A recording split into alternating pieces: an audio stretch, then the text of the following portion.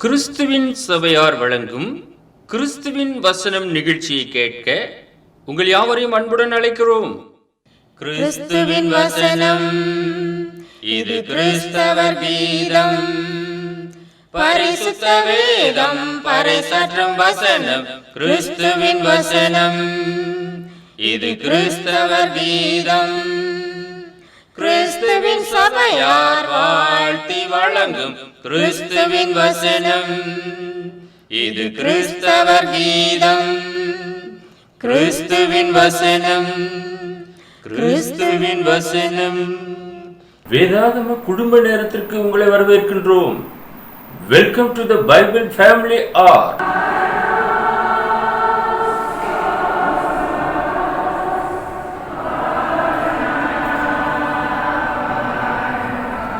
நம்முடைய ஆண்டவரும் இரட்சகருமாகிய இயேசு கிறிஸ்து சொல்லியிருக்கிறார், வேத வாக்கியங்களை ஆராய்ந்து பாருங்கள், அவைகளால் உங்களுக்கு நித்திய ஜீவன் உண்டென்று எண்ணுகிறீர்களே, என்னை குறித்து சாட்சி கொடுக்கிறவைகளும் அவைகளே என்று. யோவான் எழுதின சுவிசேஷம் 5வது அதிகாரம் 39வது வசனம். எனவே நாமும் வேத வாக்கியங்களை ஆராய்ந்து கற்றுக்கொள்ளுவோம். அன்பானவர்களே, வேதாகம குடும்ப நிகழ்ச்சிக்கு உங்கள் யாவரையும் நம்முடைய ஆண்டவராக இயேசு கிறிஸ்துவின் பரிசுத்தமான நாமத்தில் வாழ்த்து வரவேற்பதிலே மிகுந்த மகிழ்ச்சி அடைகின்றோம். பைபிள் ஃபேமிலிஸ், பவுலின் குடும்பம், த ஃபேமிலி ஆஃப் பால்.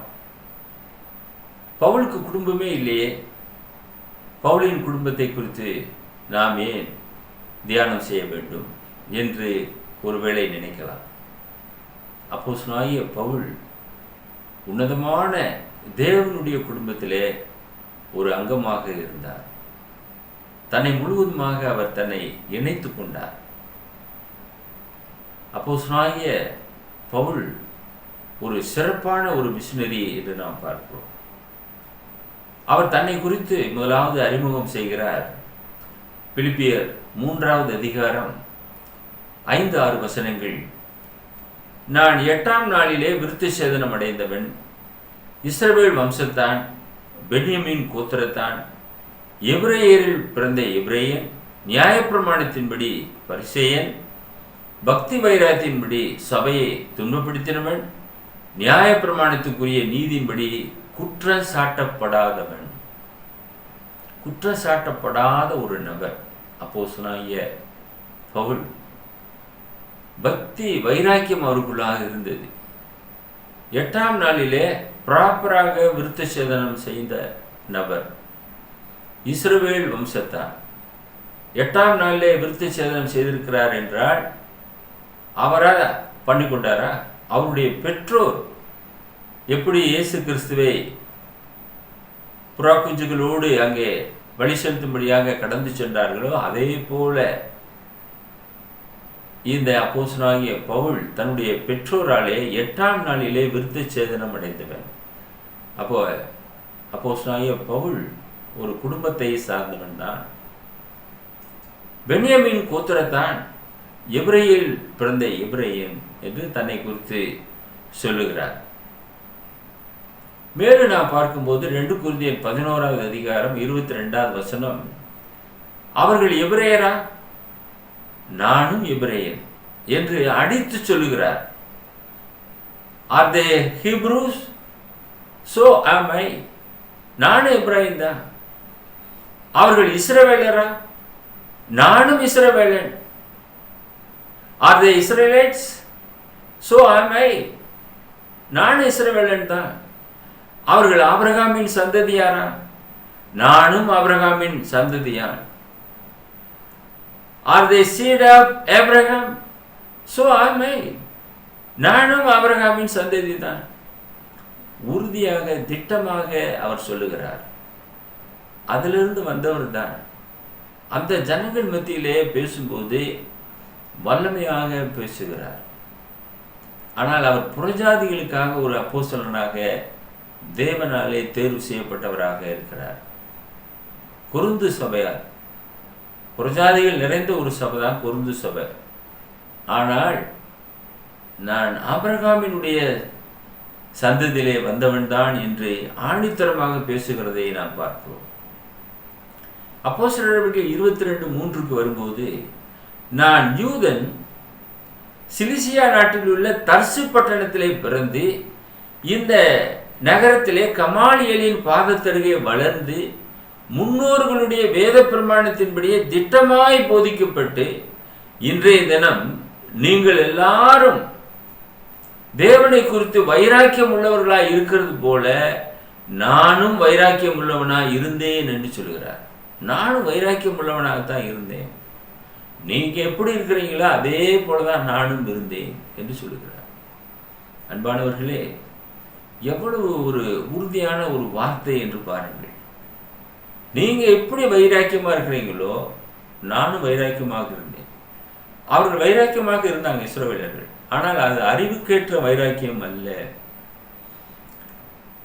அப்போஸ்தலனாகிய பவுலும் தன்னை குறித்து சொல்லும்போது, நான் ஒரு யூதன், தர்சு பட்டணத்தில் தான் பிறந்தேன், கமாலியலின் பாதத்தருகே வளர்ந்தேன், வேத பிரமாணத்தின்படியாக திட்டமாக போதிக்கப்பட்டவன், எனக்கு எல்லா விஷயமே நன்றாக தெரியும் என்று தீர்க்கமாக பிரசங்கம் செய்கிறார்.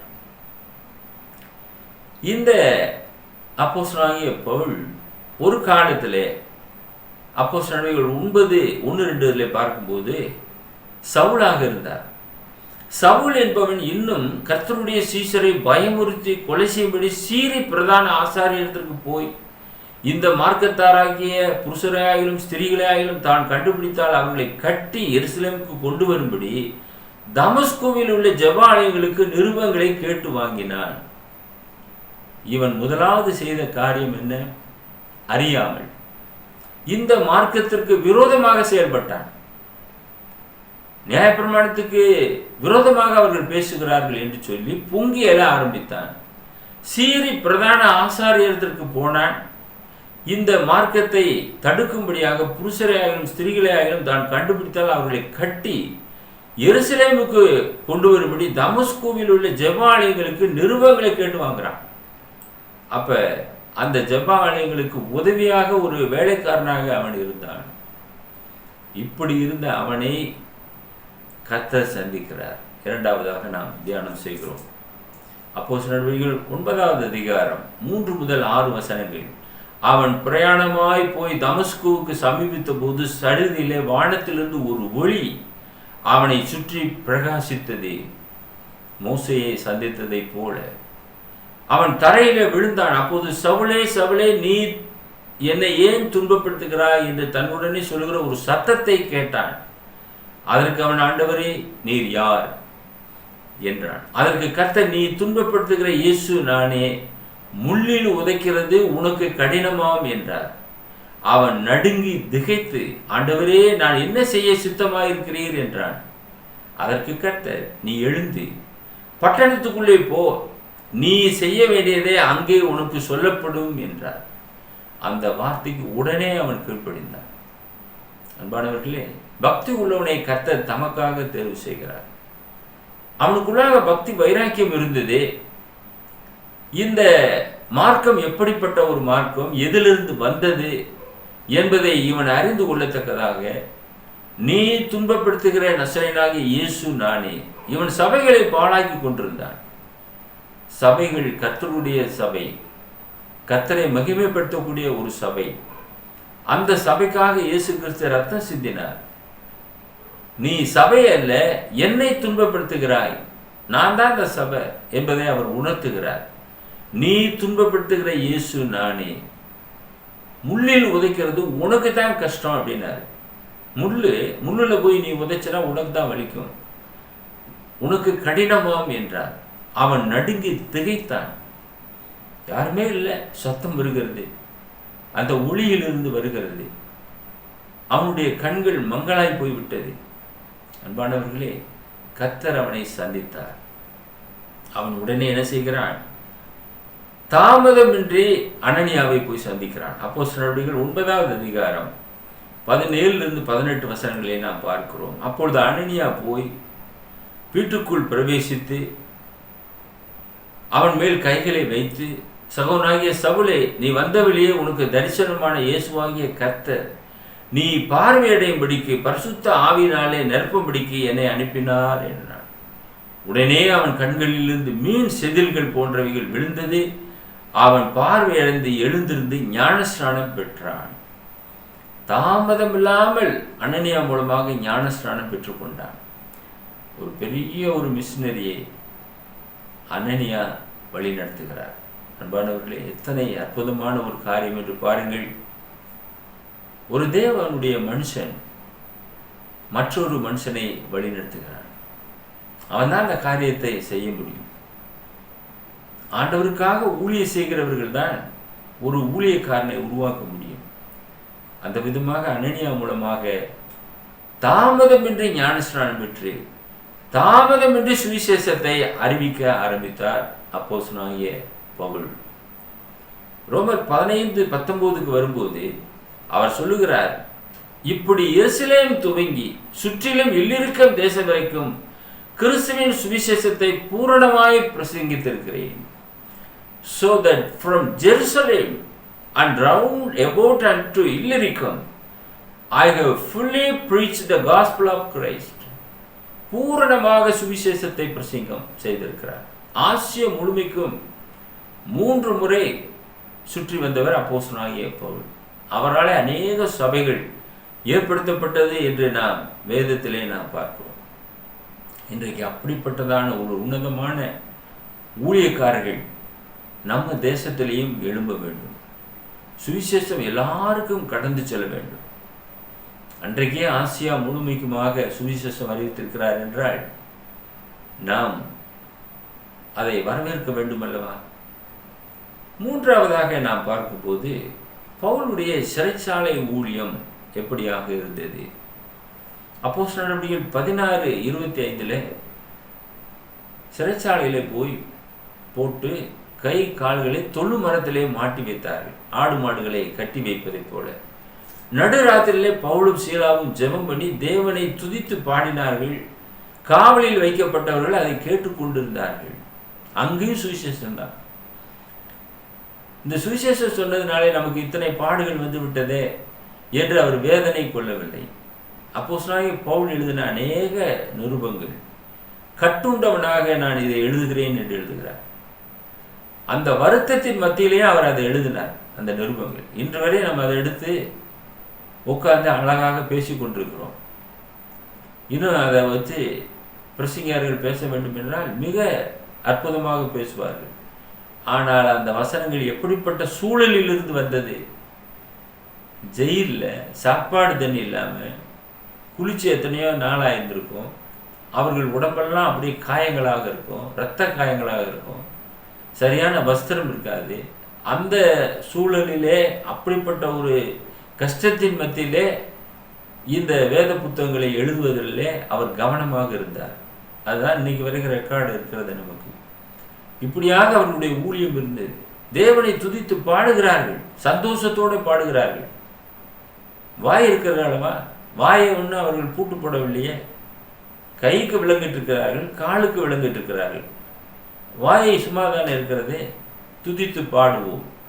அங்கிருந்த ஜெயிலர் மற்றும் சிறை காவலாளிகள் எல்லாரும் கேட்டுக்கொண்டிருக்கிறார்கள். அங்கும் சுவிசேஷம் சொல்லப்பட்டது. பவுல் தன்னை குறித்து மேலும் சொல்லுகிறார். 1-2 கொரிந்தியர் 11வது அதிகாரம் 23-25 வசனங்கள். அவர்கள் கிறிஸ்துவின் ஊழியக்காரரா? நான் அதிகம். மற்றவங்களை பார்த்து சொல்லும்போது சொல்றாரு, நான் அதிகம். புத்தீனமாய் பேசுகிறேன், நான் அதிகமாக பிரயாசப்பட்டவன். ரொம்ப பிரயாசம் கொண்டவர். 11 அப்போஸ்தலர்களை காட்டிலும் அப்போஸ்தலனாகிய பவுலுடைய பிரயாசம் மிக மிக அதிகமாக இருந்தது. அதிகமாய் அடிபட்டவன், அதிகமாய் காவலில் வைக்கப்பட்டவன், அநேக தரம் மரண அவதியில் அகப்பட்டவன். மரண அவஸ்தைப்பட்டிருக்கிறார். யூதர்களால் ஒன்று கூட 40 அடியாக 5 தரம் அடிபட்டேன். யூதர்கள் அடிச்சாங்க. ஒன்று கூட 39 அடி அடிப்பாங்க ஒரு முறை அடிக்க ஆரம்பிச்சாங்கன்னா. இப்படியாக 5 முறை அடி வாங்கியிருக்கிறார். 3 தரம் மிலாறுகளால் அடிபட்டேன். 1 தரம் கல்லெறி உண்டேன். 3 தரம் கப்பற்சேதத்தில் இருந்தேன். கடலில் ஒரு ராப்பகல் முழுவதும் போக்கினேன். என்ன கஷ்டங்கள்! இன்னும் அழுகிக்கொண்டே போறார். அந்த வசனங்களை நாம் தொடர்ந்து வாசிப்போம் என்றால் அத்துணை பாடுகளையும் கர்த்தராகிய இயேசு கிறிஸ்துவுக்காக அப்போஸ்தலனாகிய பவுல் அனுபவித்தார். நம்ம சொல்லால லேசா சொல்லிடலாம், அவர் அடி வாங்கினாரு. ஆனால் அந்த அடி எப்படிப்பட்ட அடியாக இருந்தது, எவ்வளவு கஷ்டப்பட்டார் அந்த அடியில, அதை நாம் உற்று நோக்க வேண்டும் என்றால் உபாகம புஸ்தகத்துக்கு நாம் போயாக வேண்டும். உபாகமம் 25வது அதிகாரம் முதல் 3 வசனங்களே நாம் பார்க்கும்போது, ஒரு மனிதனை அவர்கள் இந்த விதமாக அடித்தார்கள். மனிதர்களுக்குள்ளே வழக்குண்டாய் அவர்கள் நியாயம் விசாரிக்கப்பட நியாயஸ்தலத்தை வந்தால் நியாயாதிபதிகள் நீதிமானை நீதிமான் என்றும் குற்றவாளியை குற்றவாளி என்றும் தீர்க்க கடவர்கள். குற்றவாளி அடிகளுக்கு பாத்திரமானால் நியாயாதிபதி அவனை கீழே கிடக்க பண்ணி அவன் குற்றத்துக்கு தக்கதாய் தனக்கு முன்பாக கணக்கின்படியே அவனை அடிப்பிக்க கடவன். அவனை 40 அடி வரைக்கும் அடிக்கலாம். ஒருத்தரை 40 அடி வரைக்கும் அடிக்கலாம். அவனை அதிலும் அதிகமாய் அடிக்கிறதுனால் உன் சகோதரன் உன் கண்களுக்கு முன்பாக நீசனாய் தோன்றுவான். அதனால் அவனை அதிகமாய் அடிக்க வேண்டாம். அதிகமாக அடிக்கக்கூடாது. குறைஞ்சபட்சம் 40 அடி தான் அடிக்கணும். அடிக்கிறது எப்படி? கீழே அவனை படுக்க வச்சு அடிக்கணும். அப்படி அந்த சவுக்கு அவ்வளவு கொடூரமான ஒரு சவுக்காக இருக்கும். இந்த சதையெல்லாம் பீத்து கொண்டு வந்து விடும். அவ்வளவு வேதனையை கொடுக்கக்கூடியதுதான் அந்த அடி. அந்த அடியை 40 அடி அடிச்சுட்டா அதோட நிறுத்திடணும். அதனால 1 குறைய அடிச்சாங்க. ஏன்னா மறுபடியும் அடிக்கணும் பவுல. அன்பானவர்களே, நீங்க யோசிச்சு பாருங்க, அத்தனை அடி ஏன் வாங்கணும்? இயேசுவுக்காக அவர் வாங்கினார். இந்த சத்தியம் விதைக்கப்பட வேண்டும், சகித்துத்தான் ஆகணும். ஆண்டவர் இயேசு கிறிஸ்துவை முகத்தில் அறைந்தார்கள். உன்னை அடித்தவன் யார் எங்கே சொல்லு பார்க்கலாம். ஆண்டவர் திருப்பி அடித்திருந்தால் என்ன ஆகும்? அவர்கள் இல்லாமல் போயிருப்பார்கள். ஆனால் அந்த விதமாக அவர் செய்யவில்லை. அதை போல் அப்போஸ்தலனாகிய பவுல் இந்த மார்க்கத்துக்கு விரோதமாக நடந்தவன் இப்பொழுது அடி வாங்குகிறான். எதற்காக? கர்த்தருக்காக இவைகளை அவன் சகித்தான் என்று பார்க்கிறோம். ஆனால் பவுல் என்ன சொல்கிறார்? குற்றம் சாட்டப்படாதவன் எதையுமே நிரூபிக்க முடியாது. ஆனால் பொய்யாய் குற்றம் சாட்டப்பட்டு இப்படியாக அடி வாங்கினார் அப்போஸ்தலனாகிய பவுல். கிபி 68 ரோமாபுரியில் சிரச்சேதம் பண்ணப்பட்டான் என்று வரலாறு பேசுகிறது. அங்கே ஒரு ஆலயமும் இவன் பேரிலே கட்டப்பட்டிருக்கிறதாக நாம் காண்கின்றோம். 4வதாக, பவுலுக்கு குடும்பம் இல்லை, ஆனால் அவன் கர்த்தருடைய குடும்பத்திலே பிறந்தவன் என்பதிலே எந்த விதமான மாற்று கருத்தும் இல்லை. கர்த்தருடைய சபையை சார்ந்தவன். ஆக்கில்லா பிரிஸ்கில்லா சேர்ந்து ஊழியம் செய்தார்கள். ஒரு குடும்பம், அருமையான குடும்பம், அருமையான தம்பதி, ஊழியத்தில் வாஞ்சை உள்ள தம்பதி. இவனை சேர்த்து கொண்டார்கள். பவுலுக்கு ஊழியத்திலே மிக உதவியாக இருந்திருக்கிறார்கள். ரோமர் 16:3 வாசிக்கிறோம், கிறிஸ்து இயேசுவுக்குள் என் உடன் வேலையாட்களாகிய பிரிஸ்கில்லாவையும் ஆக்கில்லாவையும் வாழ்த்துங்கள். Greet Priscilla and Aquila, my helpers in Christ Jesus. அருமையாக ஒரு டீம் ஃபார்ம் பண்ணி அந்த ஊழியத்தை செய்திருக்கிறார்கள். பவுலோடு கூட இணைந்து அவர்கள் ஊழியம் செய்தார்கள். பவுலுக்கு சகோதரியினுடைய குமாரன் ஒருவன் இருந்திருக்கிறான். அவன் பவுலை காப்பாற்றும்படியாக ஒரு செய்தி சொன்னான். அப்போஸ்தலர் நடவடிக்கைகள் 23:16. இந்த சற்பனையை பவுலினுடைய சகோதரியின் குமாரன் கேள்விப்பட்டு கோட்டைக்குள்ளே போய் பவுலுக்கு அறிவித்தான். பவுலுக்கு அதை போட்டு வைக்கிறான். அந்த விதமாக ஒரு உறவு அவனுக்கு இருந்தது. அவங்க ஒரு குடும்பத்தை சார்ந்தவன் தான் பவுல். திருமணம் தான் ஆகலை. அவனுக்கு சகோதரி இருந்திருக்கிறாங்க. சகோதரனுடைய பிள்ளைகளை குறித்து பரிசுத்த வேதாகமம் பேசுகிறது. மேலும் அவர் சொல்றார், அவர் எழுதின புஸ்தகத்தில் ரோமர் 16:11, என் இனத்தானாகிய ஏரோதியோனை வாழ்த்துங்கள். என் இனத்தான் என்று சொல்லுகிறார். நர்கீசின் வீட்டாரில் கர்த்தருக்கு உட்பட்டவர்களை வாழ்த்துங்கள். சல்யூட் ஹீரோடியன் மை கின்ஸ்மேன் என்று அவர் சொல்லுகிறார். இனத்தான் என்று நாம் பார்க்கிறோம். 1 கொரிந்தியர் 1வது அதிகாரம் 12-13 வசனங்கள். உங்களில் சிலர் நான் பவுலை சேர்ந்தவன் என்றும் நான் அப்போலோவை சேர்ந்தவன் என்றும் நான் கேபாவை சேர்ந்தவன் என்றும் நான் கிறிஸ்துவை சேர்ந்தவன் என்றும் சொல்லுகிறபடியால் நான் இப்படி சொல்லுகிறேன், கிறிஸ்து பிரிந்திருக்கிறாரா? பவுலா உங்களுக்காக சிலுவையில் அறையப்பட்டான், பவுலின் நாமத்தினாலே ஞானஸ்நானம் பெற்றீர்கள். பிரிந்து போகிறவன் சுய இச்சையின்படி செய்ய பார்க்கிறான் என்று பரிசுத்த வேதம் சொல்லுகிறது. ஆக இவர் பிரிவினையை எதிர்த்திருக்கிறார், பிரியக்கூடாது. ஆனால் இன்றைக்கு எத்தனை சபைகள் இருக்கிறது? கணக்கில்லா சபைகள் பெருகிவிட்டது. கிறிஸ்து பிரிந்திருக்கிறாரா? கிறிஸ்து பிரியவில்லையே. ஒரே ஒரு கிறிஸ்துவானவர் நமக்காக சிலுவையிலே ஒப்பு கொடுத்தார். அவர் ஒரே ஒரு சபையை தான் ஏற்படுத்தினார். அந்த சபை அவருடைய பெயரை தரித்ததாக இருக்கிறது. அவருடைய நாமமே இல்லாமல் வேறொரு நாமம் கட்டளையிடப்படவில்லை. ஒரே ஒரு நாமம் தான். அந்த நாமத்தை தான் நீங்கள் நானும் பெற்றுக்கொள்ள வேண்டும். அந்த நாமத்தினால தான் நம்ம கிறிஸ்தவர்கள் என்றே அழைக்கப்படுகிறோம். இன்னைக்கு யாராவது ஒரு நபரை பார்த்து நீங்கள் பெந்தகோஸ்தேக்காரரா அப்படின்னு கேட்டீங்கன்னா, பெந்தகோஸ்தே என்பது 50வது நாள். நீங்கள் ஒரு கேத்தலிக்கா? இன்னைக்கு அப்படித்தான் கேட்குறாங்க. நீங்கள் பெந்தகோஸ்தையா, கேத்தலிக்கா, ப்ராட்டஸ்டண்டா, நீங்கள் கிறிஸ்துவின் சபையை சார்ந்தவர்களா என்று கேட்க வேண்டும். அதுதான் நியாயமான கேள்வி. ஒரே ஒரு சபை என்று சொல்லும்போது அதுதான். அந்த சபையை எழுதினவர் அப்போஸ்தலனாகிய பவுல். அந்த சபையிலே ஊழியம் செய்தவர் அப்போஸ்தலனாகிய பவுல். அந்த சபையிலே தேர்வு செய்யப்பட்டவர் அப்போஸ்தலனாகிய பவுல். அந்த சபைக்காக இரத்த சாட்சியாக மரித்தவரும் அப்போஸ்தலனாகிய பவுல். அப்போஸ்தலர் நடவடிக்கைகள் 28வது அதிகாரம் 30-31வது வசனம். பின்பு பவுல் தனக்காக வாடகைக்கு வாங்கியிருந்த வீட்டிலே 2 வருஷம் முழுவதும் தங்கி தன்னிடத்தில் வந்த யாவரையும் ஏற்றுக்கொண்டு மிகுந்த தைரியத்துடனே தடையில்லாமல் தேவனுடைய ராஜ்யத்தை குறித்து பிரசங்கித்து கர்த்தராகிய இயேசு கிறிஸ்துவை பற்றிய விசேஷங்களை உபதேசித்துக் கொண்டிருந்தார். தடையில்லாமல் பிரசங்கம் செய்தார். இவ்வளவு பெரிய ஊழியத்தை செய்தவர் எவ்வளவு காசு வச்சிருக்கலாம். ஆனால் அந்த பணத்தை பூரா அன்றாட செலவு செஞ்சுட்டார். நாளைய தினத்துக்கு அவர் கவலையே படவில்லை. சேர்த்து வைக்கல. சேர்த்து வச்சிருந்தா தான் ஒரு பெரிய வீடு கட்டியிருப்பார். சொந்தமாக அவர் கட்டலை. சொந்தமாக ஒரு கப்பலும் வாங்கலை. வாடகை கொடுத்து தான் எல்லா கப்பல்லையும் பயணிச்சிருக்கிறார். எல்லா ஊழியர்களுக்குமே அப்படித்தான் போயிருக்கிறார். தனக்காக ஒரு வீடு வாடகைக்கு எடுத்திருக்கிறார். அவர் கடைசி அவர் எடுத்தது அதுதான். அந்த வீட்டில் 2 வருஷம் முழுவதும் தங்கியிருக்கிறார்.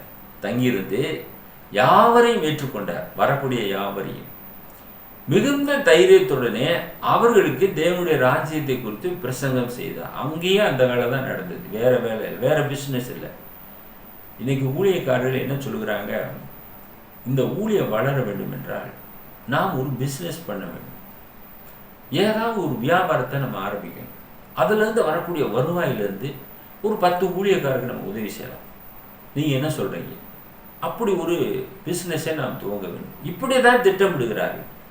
இயேசு கிறிஸ்து இந்த விதமான பிஸ்னஸை எந்த அப்போஸ்தலனுக்குமே கற்றுக் கொடுக்கல. எல்லோருமே வலைகளை விட்டு வந்தாங்க, போட்டை விட்டுட்டு வந்துட்டாங்க. அவர்கள் வேலைக்கு திரும்பினாலும் மறுபடியுமாக மனம் திரும்பி ஏற்றுக்கொண்டு கர்த்தருடைய வேலையை தான் செய்தாங்க. சுவிசேஷகன் சுவிசேஷ வேலையை தான் செய்யணும். அந்த சுவிசேஷ வேலை செய்யும்போது அவனை கர்த்தர் போஷிக்க இருந்திருக்கிறார். அப்போஸ்தலனாகிய பவுல் வேலை செய்யவே இல்லை. கூடார வேலை செஞ்சார். இங்கே கூடார வேலையை செய்தார். கடைசியாக பாருங்க, தன்னிடத்தில் வந்த யாவருக்கும் சுவிசேஷ சொல்லி கொண்டிருக்கிறார். அதுதான் உன்னதமான ஒரு வேலை.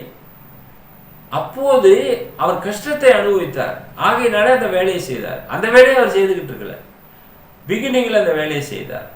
அதுக்கப்புறம் உன்னதமான வேலை அவருக்கு அதிகமாக செய்ய வேண்டிய காலகட்டத்தில் தள்ளப்பட்டார். அதனால் அந்த ஊழியத்திலே அதிகமாக ஈடுபாடாக இருந்தார் என்று நாம் அறிந்து கொள்கிறோம். மற்றவன் மேலே ஒரு பாரத்தை சுமத்தக்கூடாது என்பதற்காக இந்த கைகளே வேலை செய்தது என்று சொல்கிறார். அதாவது மற்றவர்களை எதிர்பார்க்காமல் இருக்கலாம் இல்லையா, அதுக்காக அவர் சொல்லுகிறார். ஆனால் பவுலுடைய பிரசங்கத்தை கேட்டு அவன் கப்பல் நிறைய தீவாரெல்லாம் அப்படியே ஏற்றி அனுப்புகிறாங்க. சுவிசேஷ ஊழியத்திற்காக உதவிகளை கொடுத்து அனுப்புகிறார்கள். இன்றைக்கும் எத்தனையோ குடும்பங்கள், தாங்கக்கூடிய குடும்பங்கள் இருக்கிறது.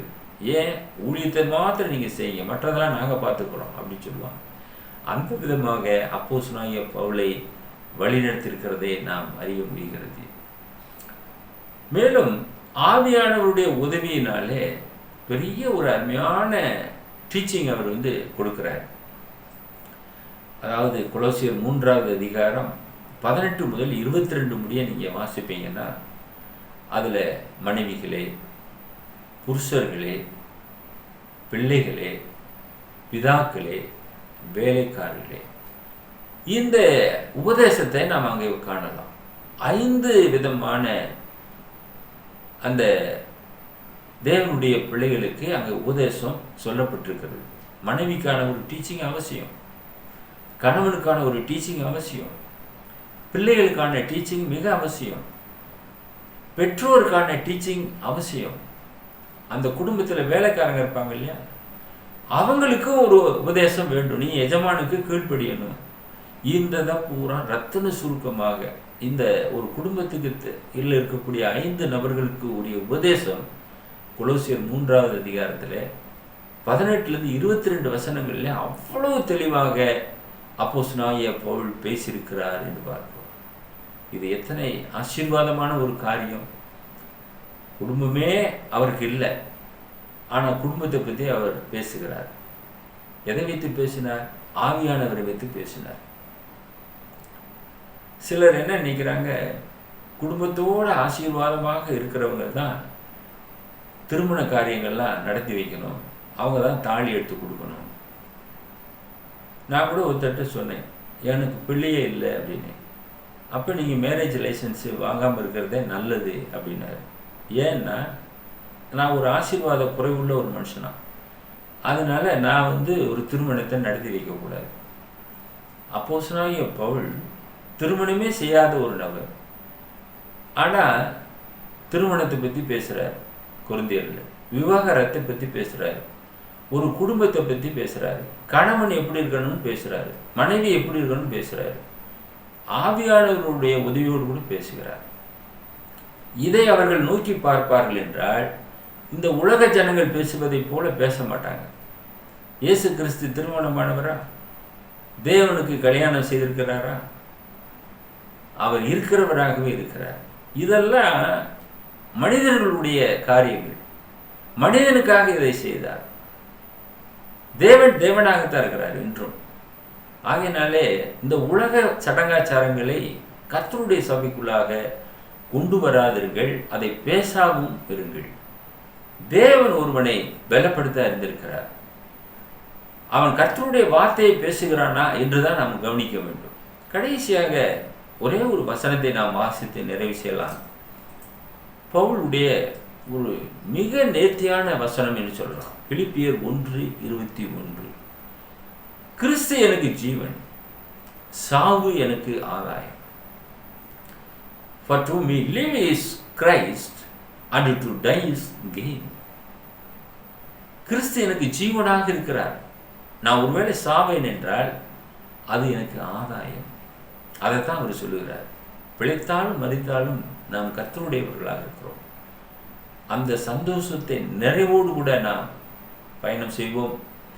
அப்போஸ்தலனாகிய பவுலை குறித்து என்ற நாளிலே நாம் தியானம் செய்தோம். அவர் எப்படி கர்த்தருடைய குடும்பத்திலே தன்னை இணைத்து கொண்டு ஊழியம் செய்து இரத்த சாட்சியாக கடைசியாக மரித்தாரோ, அதே போல நீங்களும் நானும் கூட தேவ சமூகத்திலே நம்மை முழுவதுமாக அர்ப்பணம் செய்ய வேண்டும். நான் என்ன செய்ய சித்தமாக இருக்கிறீர் என்று நாம் கேட்க வேண்டும். அவருடைய சித்தத்தை நிறைவேற்ற தேவன் உங்களுக்கு உதவி செய்யத்தக்கதாக உங்களுக்காக நாங்கள் ஜெபம் பண்ணுகிறோம். எங்களை நேசித்து வழிநடத்துகிற பரலோகத்தின் பிதாவே, பவுலை குறித்து நாங்கள் அதிகமாக தியானம் செய்தோம். ஒரு உன்னதமான தேவனுடைய மனுஷனை கர்த்தருடைய சபையிலே நீர் பயன்படுத்தி வந்திருக்கிறதை நாங்கள் புதிய ஏற்பாட்டின் துணை கொண்டு அறிந்து கொள்கிறோம். அவர் எப்படி தன்னை முழுவதுமாக சபைக்காக அர்ப்பணம் செய்தாரோ அதே போல நாங்களும் அர்ப்பணம் செய்து நம்முடைய ஊழியத்தை செய்து நிறைவேற்றக்கூடிய ஞானத்தையும் பலத்தையும் தந்திட வேண்டுமாய் வேண்டுதல் செய்கிறோம். இந்த செய்தியை பார்த்து கொண்டிருக்கிற நேயர்கள் தங்களுடைய குடும்பங்களிலே அவ்விதமான ஊழியக்காரர்களை உருவாக்க அவர்கள் பிரயாசம் எடுக்க உதவி பந்தல்ல வேண்டுமாய் இயேசுவின் வெளியேறப்பட்ட நாமத்தில் இந்த ஜெபத்தை தாழ்மையோடு ஏறெடுக்கிறோம் எங்கள் பரலோகத்தின் பிதாவே. ஆமென். .com. View our The Word of Christ program on YouTube channel. May God bless you all.